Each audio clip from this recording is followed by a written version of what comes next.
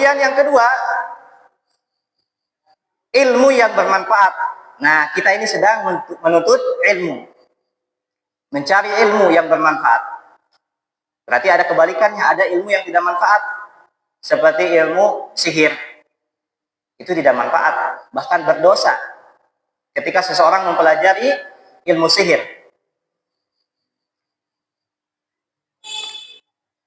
Dan yang ketiga adalah waladun soleh, waladun soleh, atau anak yang soleh yang mendoakan kepada keduanya, kedua orang tuanya. Yang masih muda, yang belum nikah, kemungkinan mungkin belum punya anak, ya. Tapi yakinlah, insya Allah kalau menikah, ya, yakin dan minta kepada Allah diberikan anak, insya Allah berikan, Allah berikan anak. Itulah 3 amalan yang tidak akan terputus. Kita fokus ke yang kedua, ilmu yang bermanfaat. Ilmu yang paling tinggi, ilmu apa? Coba ada yang berani jawab? Ahsan. Tauhid, akidah, keyakinan. Karena dengan ilmu ini, seseorang ditentukan masuk surga atau enggak. Ketika tidak punya ilmu tauhid dan dia terjerumus kepada kesyirikan, maka jangan harap dia akan masuk surga. Kita akan pelajari ilmu ini, ilmu tauhid. Ya, di pertemuan sebelumnya membahas tentang hadis-hadis yang berkaitan dengan syirik kecil. Lawan dari tauhid apa? Syirik. Lawan dari tauhid. Kitab ini judulnya At-Tarbiyatu ala Manhaji Ahli Sunnah. Pendidikan sesuai dengan metode Ahlu Sunnah. Banyak orang yang mengaku Ahlu Sunnah, tapi amalannya jauh dari Sunnah. Ya, banyak sekali itu. Ngakunya Ahlu Sunnah, tapi amalannya jauh dari Sunnah.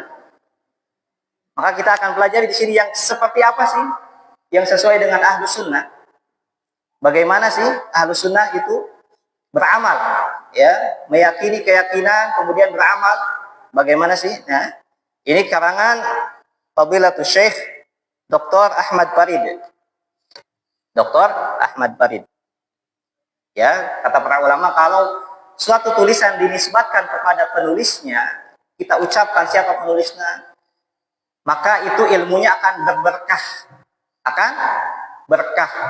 Kita nisbatkan kepada penulis, karena kita ini bukan siapa-siapa. Kita hanya menukilkan, menyampaikan. Jadi kalau kita bahas di sini, itu bukan perkataan pribadi, bukan perkataan dari kantong sendiri, bukan. Ini dari kalam para ulama. Tentunya menukil dari Al-Quran dan hadis. Ya, kalau misalkan itu bertentangan dengan selera kita, dengan kemauan kita, ya, itu bukan perkataan kami, ini perkataan para ulama. Ya. Jadi kalau mau protes tidak sesuai misalkan, silahkan protes kepada para ulama. Ya. Kami hanya menukilkan. Ibarat kata para ulama, kita ini sekarang lagi kebakaran. Pak, kita ini lagi kebakaran. Kalau kebakaran ditawas ya. Lamun maruman cai ya, nganggo cai bersih atau cai kotor? Cai kotor tuh dipakai. Kalau lagi kebakaran nggak dilihat air bersih, air kotor, dipakai air kotor pun. Benar tuh Pak? Oh iya mas solukan ulah, dia kan jauh bersih sih. Oh kamu seueur manten eta si seuneu, kabur rusak rumah. Lamun nungguan cai bersih. Nah kita diibaratkan dengan para ulama demikian. Kami sebagai air kotor lah. Ulama itu air bersihnya. Ya, maka kita ini ya gak ada apa-apanya dibandingkan para ulama. Kita hanya menukilkan ya air kotornya kita. Maka jangan salahkan kalau ada seorang dai penceramah ning pagi itu bolak-balik ceramah di kelakuan itu. Jangan disalahkan orangnya. Jangan disalahkan agamanya. Jangan disalahkan ceramahnya. Ya. Karena itu manusia biasa. Pasti ada salahnya. Ada kelirunya. kecuali Nabi. Kalau Nabi al-ma'sum, terjaga dari dosa dan kesalahan. Sedangkan dai, ustadz, kiai, pasti semua ada salahnya. Ya, terlepas itu salahnya besar atau kecil, ya fatal atau tidak, ya pasti punya salah. Ya, baik. Ya, ketika kebakaran, ya, air jelek, air bagus dipakai semua. Ya, maka ini darurat sebetulnya. Darurat, ya. Kita duduk di sini darurat menyampaikan, ya, perkataan para ulama. Baik. Terakhir kita bahasan la'anallahu man la'ana waladah. Man la'ana waladah. Man la'ana walidahu. Allah melaknat orang yang melaknat ayah ibunya, orang tuanya. Laknat kemarin sudah kita bahas. Apa itu laknat? Dijauhkan dari rahmat Allah. Itu makna laknat. Dijauhkan dari rahmat Allah. Ya. Allah melaknat orang yang durhaka kepada kedua orang tuanya. Wa la'anallahu man dzabaha li ghairillah, dan Allah melaknat orang yang menyembelih kepada selain Allah. Menyembelih untuk Nyi Roro Kidul, menyembelih untuk Ratu Pantai Selatan katanya. Ali. Menyembelih untuk Dewa Pulan, berhala Hasan. Ali. Menyembelih Kertaruhun. Nah, ini dilaknat oleh Allah. Dilaknat. Ya. Kemudian la'anallahu man awa muhdatsan atau muhditsan. Allah melaknat orang yang melindungi orang yang berbuat salah. Kata para ulama, muhdatsan ini orang yang berbuat salah. Ya. Malah ditemenin, misalkan dia salah dalam pemikirannya, mengada-ngada dalam pikirannya, punya keyakinan sendiri. Ya, terus kita lindungi, kita loyalitas ke situ, kita jagain misalkan. Bispugu si pulang teh rusak, dijagaan kurang, dibela. Ya, maka Allah laknat. Ya. Kemudian la'anallahu man ghayyara manarul ardi. Allah melaknat orang yang ngotak-ngatik patok tanah. Tanah mainan misalkan ngan 500 meter, Pak. Di sisi aya 100 meter nu batur. Ada eta mah orang nubogana orang Jakarta teh nyahueun. Pindahkeun we batasna aja. Jadi 600 tanah mainan. Di utak-atik. Biasanya ini di kampung, Pak. Di kampung terjadi dosa teka rasa. Memindahkan patok tanah. Itu dilaknat oleh Allah. Ya. Opangan sajengkal, luhurna ngan sajengkal teh. Kahandapna ribuan meter, mungkin kiloan meter. Puluhan kilometer. Ya. Ada yang menganggap remeh. Ya. Wah, tepira ke jalan satapak. Nah, hati-hati. Banyak orang yang terjadi pembunuhan gara-gara pasea perebut tanah. Tidak sedikit tumpah darah. Ya. Jangankan dengan orang lain, dengan sekandungan pun satu turunan ramai biasanya ketika bagi warisan. Anaknya 10 misalkan. Warisan saalit ge pada hayang gitu. Ya, bahkan pada jadi musuhan. Tepira masalah tanah sampai lebaran ge tara dongkap, tidak menyambung silaturahim. Ya, hanya masalah tanah bisa dibeli, bisa, tapi sampai segitunya ya, sampai musuh-musuhan. Ya. Maka Allah laknat, dijauhkan dari rahmat Allah. Ya, jadi gak bisa silaturahim, saling membenci. Ya, itu dia hadis yang kemarin. Masuk ke hadis selanjutnya. Ya, masih di tentang syirik kecil. Kama harama sallallahu alaihi wasallam asyirkal asghar, faqala sallallahu alaihi wasallam man halafa bi ghairillah faqad kafara aw asyraka. Sebagaimana Allah mengharamkan syirik kecil, Rasulullah berfirman, ya, siapa yang bersumpah dengan nama selain Allah, maka dia telah kufur dan syirik. Kita ulangi, man halafa bi ghairillah faqad kafara aw asyrak. Barang siapa yang bersumpah dengan selain nama Allah, maka dia telah berbuat kufur atau syirik. Nah, kita pahami dulu definisinya. Apa itu sumpah?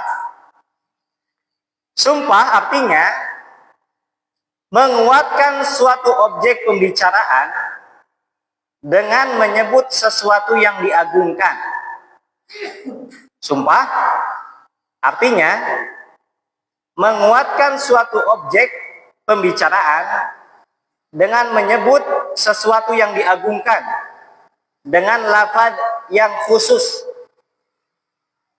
Sumpah ada lafaz khususnya, yaitu dengan 3, dengan waw, dengan ta, dengan ba. Wallahi itu sumpah pakai waw, tallahi pakai ta, billahi pakai ba. Dengan 3 huruf ini sumpah, ya. Dengan demikian, di dalam sumpah terkandung sifat pengagungan demi Allah, pengagungan kepada Allah, ya. Biasanya digunakan untuk penekanan, ya, untuk pengagungan kepada nama yang disebut, ya, yaitu Allah. Sedangkan pengagungan ini adalah bentuk ibadah. Kita ulangi, pengagungan sebagai bentuk ibadah. Pengagungan termasuk jenis ibadah. Maka tidak boleh seseorang beribadah kepada selain Allah, mengagungkan selain Allah. Misalkan demi demi Rasul, demi malaikat, demi pocong, ayat sumpah pocong. Demi apa lagi? Demi langit. Nah, kalau demi langit ada perkataan Allah di Al-Quran, nanti ada penjelasan, ya. Misalkan demi apa lagi? Demi Ka'bah. Ini tidak boleh, ya. Karena yang berhak diagungkan hanya Allah Subhanahu wa taala. Rasulullah tidak berhak diagungkan. Malaikat tidak berhak diagungkan. Ya. Bulan, bumi tidak berhak diagungkan. Yang berhak diagungkan hanya Allah. Hanya Allah Subhanahu wa taala, ya. Jadi apa sumpah itu, Pak?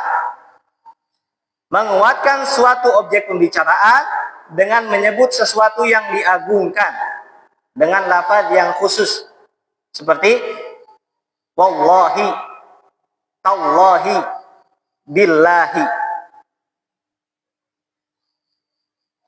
Nah, berdasarkan hadis ini berarti bersumpah dengan menyebut selain nama Allah itu adalah perbuatan syirik, karena dia mengagungkan selain Allah. Karena dia mengagungkan selain Allah, ya. Yang dimaksud dengan musyrik di sini, syirik mencakup sesuatu selain Allah seperti Ka'bah, Rasul, langit, ya, malaikat, dan lain-lain. Ini tidak berhak mereka diagungkan, ya, dilebih-lebihkan sebagaimana mengagungkan Allah. Tidak boleh disamakan, ya. Ada orang yang mengatakan demi Ka'bah, demi Rasulullah, demi Jibril, ya. Ini tidak boleh. Bisa terjatuh kepada syirik. Syirik apa jadinya di sini, Pak? Syirik kecil, ya, bukan syirik besar. Selama tidak diyakini ada yang lebih besar dari Allah. Tapi kalau diyakini ada yang lebih besar dari Allah, maka itu bisa terjerumus pada syirik besar, ya. Jadi ini syirik kecil. Kalau tidak diyakini ada yang lebih besar dari Allah.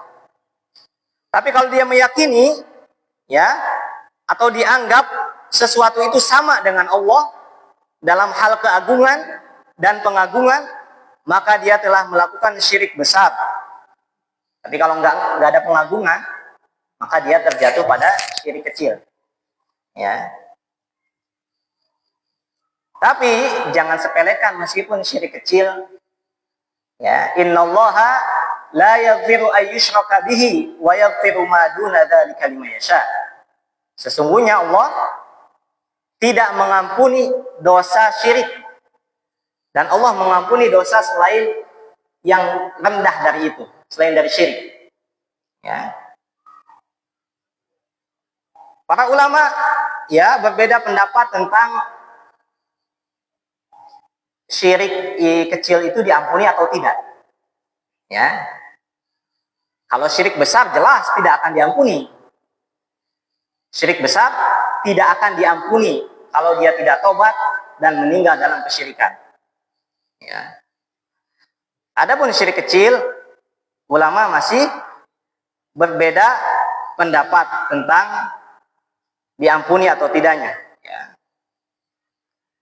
Jumhur ulama bilang, ya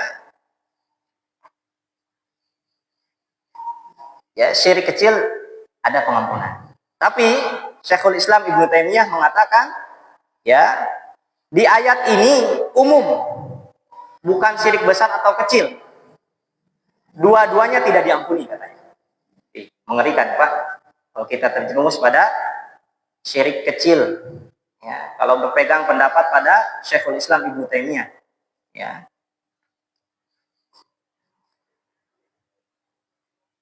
Nah, ketika seseorang, kenapa sih kita belajar tauhid? Agar tidak terjerumus pada syirik, baik syirik besar ataupun syirik kecil. Jadi itu tujuan belajar tauhid, belajar akidah, supaya tahu, ya, supaya kita bisa mengamalkan. Kemudian keutamaan seseorang yang bertauhid. Orang yang bertauhid tidak akan masuk neraka. Haram masuk neraka. Faidah. Orang yang bertauhid haram masuk neraka. Tapi haram di sini ada dua. Yang pertama, tahrimud dukhul. Kata Syekh Al-Utsaimin hafizahullah taala, Syekh di Saudi Arabia sekarang yang terkenal dan ilmunya banyak, Syekh Al-Utsaimin hafizahullah taala, beliau membagi tentang haramnya seseorang masuk surga dua jenis. Yang pertama, tahrimud dukhul, diharamkan masuk neraka bagi orang yang bertauhid, diharamkan masuk neraka, tidak pernah sedikit pun nyentuh neraka. Ini bagi siapa? Bagi mereka yang bertauhid dan tauhidnya sempurna, kemudian amal solehnya banyak, tauhidnya sempurna, nggak ada cacat, nggak pernah berbuat syirik sedikit pun. Ya. Dan yang kedua, jenis yang kedua haram masuk neraka yang tahrimul khulud. Tadi yang pertama tahrimud dukhul, haram masuk neraka, ya tidak mungkin masuk, sedikit pun nggak mungkin masuk. Yang kedua tahrimul khulud, haram kekal di neraka, tapi dia masuk neraka dulu. Yang kedua dia masuk neraka dulu. Kenapa?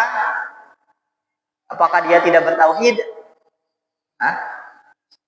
Kenapa? Ahsan Pak.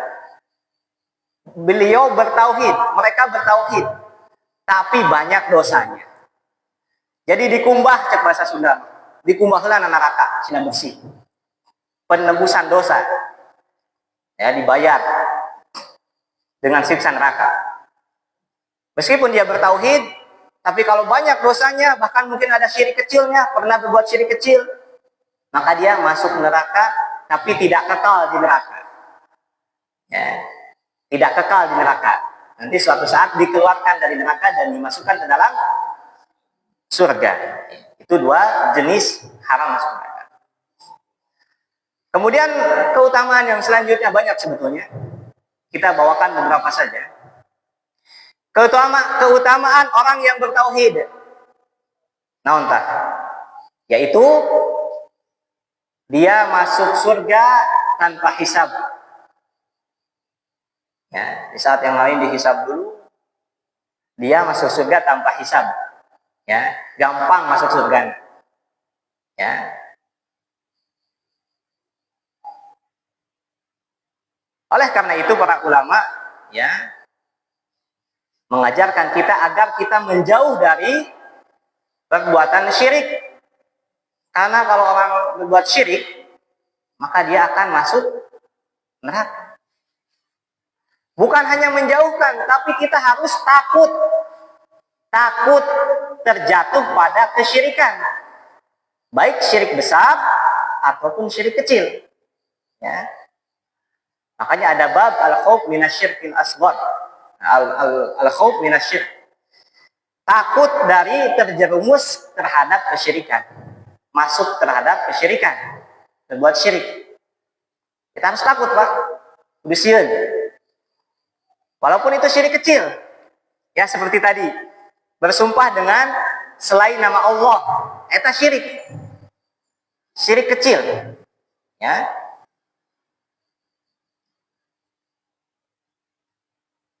Jadi kita harus takut, bukan hanya menjauh terhadap kesyirikan. Ya. Innallaha la yaghfiru ay yushraka bihi wa yaghfiru ma duna dzalika liman yasha.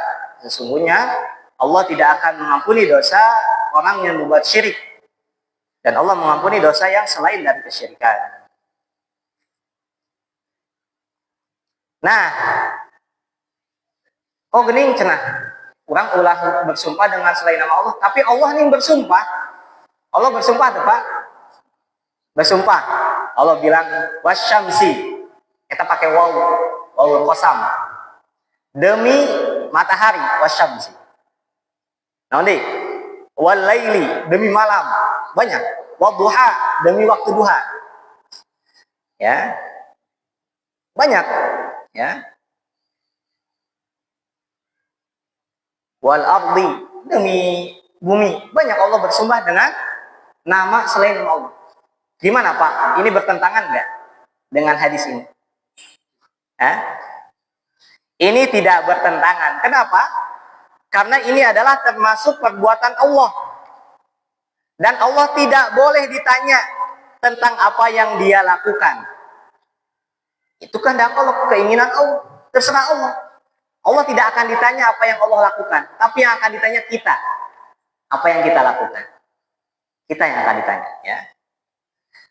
Allah boleh bersumpah dengan menyebut apa saja yang dia kehendaki dari kalangan makhluknya.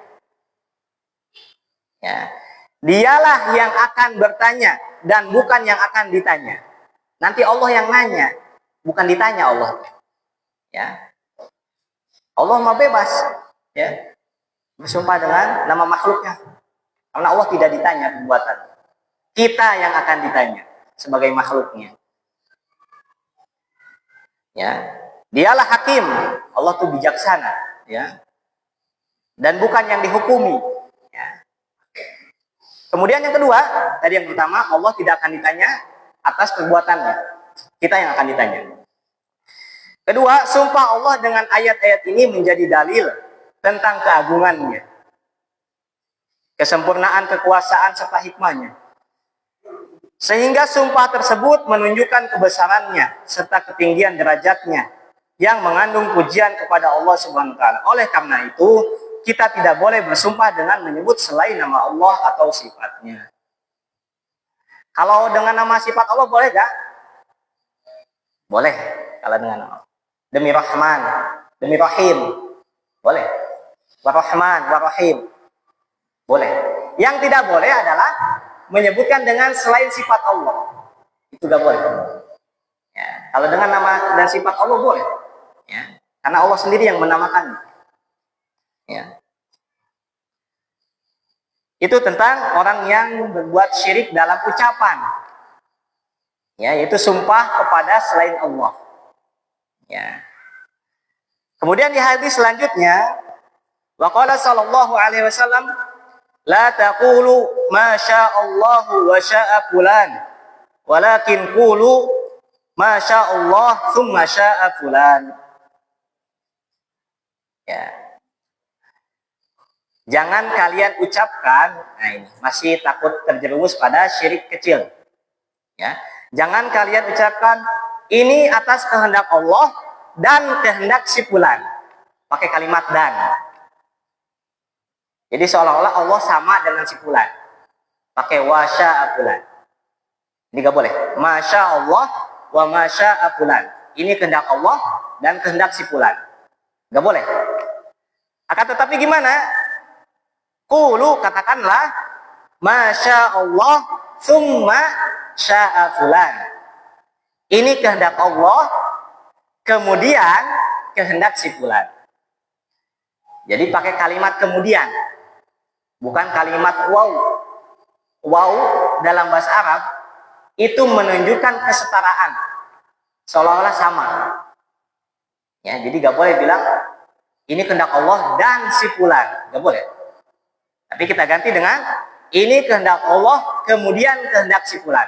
Contoh, saya duaan ke jalan di jalan nanti tengah-tengah jalan mobil.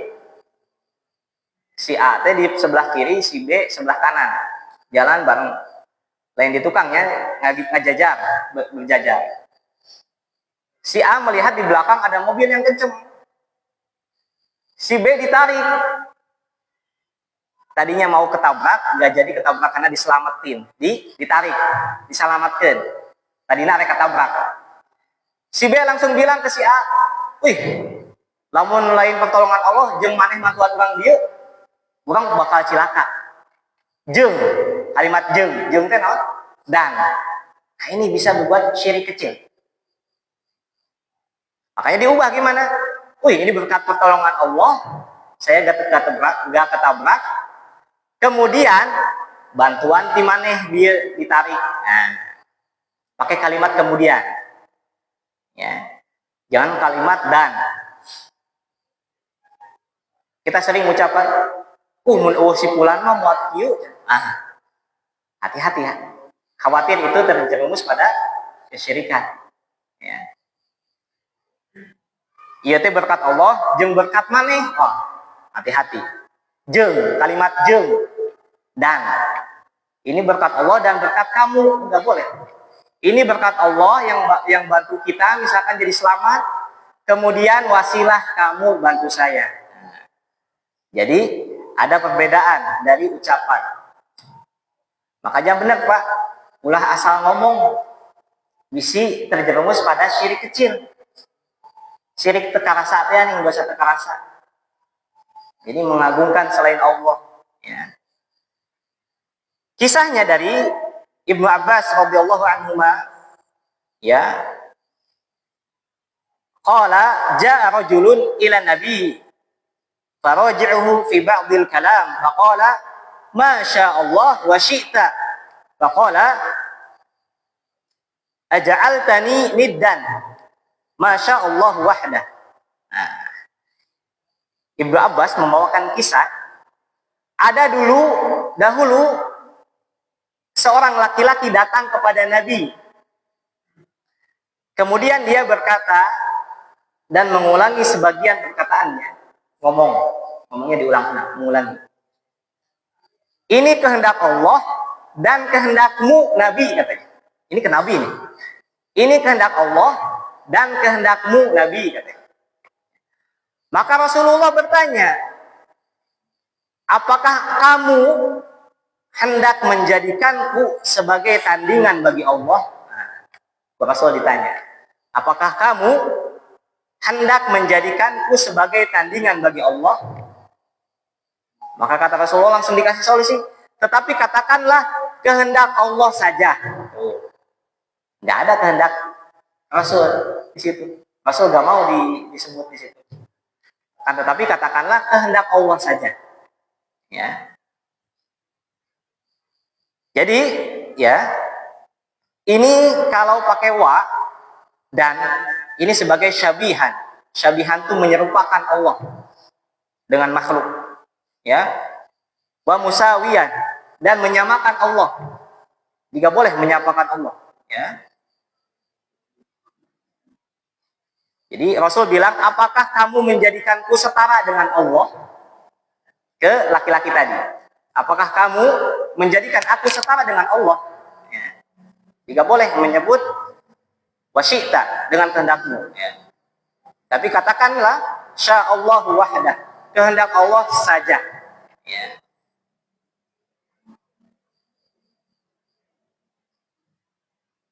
Ibnu Qayyim mengatakan, di antara bentuk kesyirikan kepada Allah yaitu berbuat syirik dalam perkataan. Jadi syiriknya lain nyembah naon patung hungkul, lain nyembah sesajen, nyembah pantai, nyembah matahari, nyembah pohon, lain eta hungkul.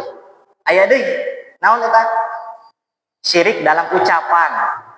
Ya. Di antara bentuk kesyirikan kepada Allah yaitu berbuat syirik dalam perkataan. Seperti bersumpah kepada selain Allah dan perkataan seseorang kepada lainnya. Seperti kehendak Allah dan kehendakmu. Nah, ini gak boleh. Seperti kehendak Allah dan kehendakmu katanya. Ya.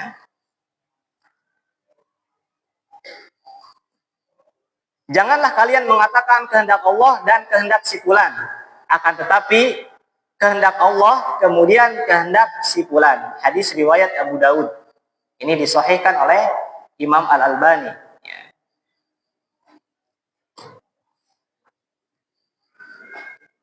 Nah,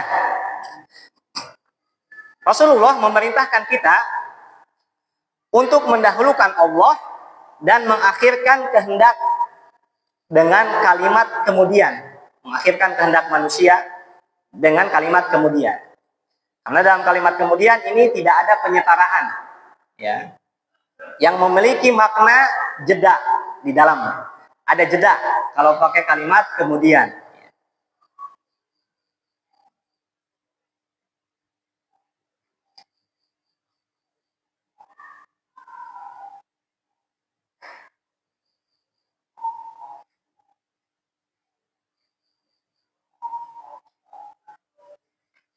Itu tentang syirik kecil.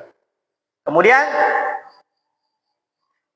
Rasulullah melarang kita terjerumus pada syirik kecil. Kama nahan Nabi sallallahu alaihi wasallam 'anil riya'i wa huwa minasyirkil asghar. Sebagaimana Rasulullah melarang kita dari berbuat riya, yaitu syirik kecil.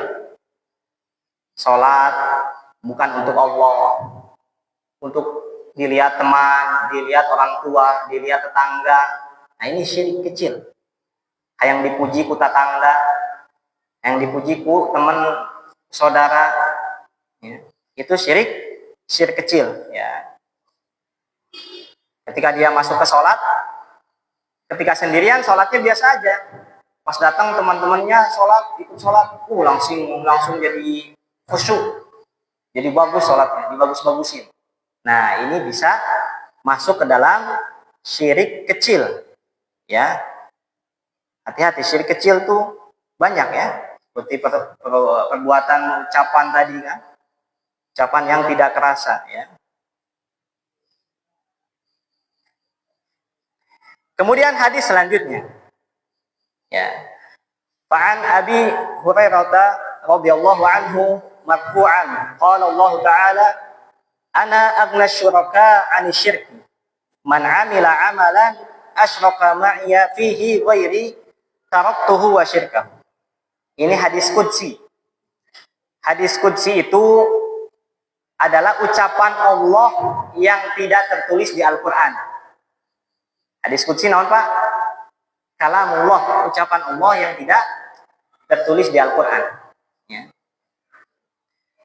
Dalam hadis qudsi ini Rasulullah membawakan bersabda, aku adalah zat ana aghna syuraka. Aku adalah zat yang paling tidak butuh dengan sekutu. Gak butuh sekutu, gak butuh tandingan. Faman amila amalan asyraka ma'iya fihi ghairi taraktuhu wa syirkah. Barang siapa yang mengamalkan sebuah amalan, dia menyekutukan aku di dalamnya, di dalam amalan tadi, dengan selainku, ya, masukkan selain Allah karena ibadahnya. Ya. Maka kata Allah, taraktuhu wa syirkahu, maka aku akan meninggalkan dia dan juga sekutunya. Ya. Maksudnya adalah, ditinggalkan di sini adalah tidak diberikan pahala oleh Allah. Gaplah itu orang Sunda, sia-sia amalan. Capek gawe teka pake, istilah capek gawe teka pake.